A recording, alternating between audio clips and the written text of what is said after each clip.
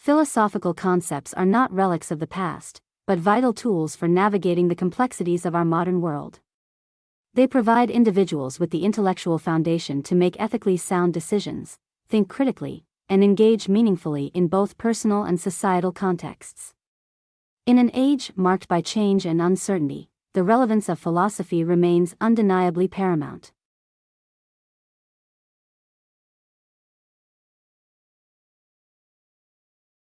Concept of the unconscious is a creation of psychoanalysis emerging in the early 20th century. It refers to a structured system of emotions kept outside the realm of consciousness by specific mechanisms that can be described. The unconscious does not simply mean the absence of consciousness, but constitutes a distinct reality in its own right, having a psychic location and which seems to largely influence the conscious life of each individual. Previously, before being raised to a proper concept by psychoanalysis, the adjective unconscious was mainly applied to certain types of psychic realities, whether individual or collective. The understanding of the unconscious becomes possible only when the identification between consciousness and thought, as well as the limitation of the unconscious to organic life, are questioned. The problem of the unconscious and its existence becomes crucial in the classical period, when the definition of thought as what we are immediately conscious of begins to be contested. Descartes, who is the first to formulate it, argues that the very idea of an unconscious psychic representation is meaningless. Locke challenges this assertion by showing that man does not think constantly, and that there may be processes within him that are not consciously perceived. Leibniz, in his New Essays, identifies several possible degrees of consciousness, depending on the perfection of the beings that possess it. Although he mentions the unconscious, he does not present it as an intrinsically different reality. Nietzsche, with a radically different perspective and without systematically using this term, asserts that consciousness is only the most superficial layer of psychic life. Below it and above it, more fundamental, is this individual dimension that binds the individual to his body, that is, the unconscious.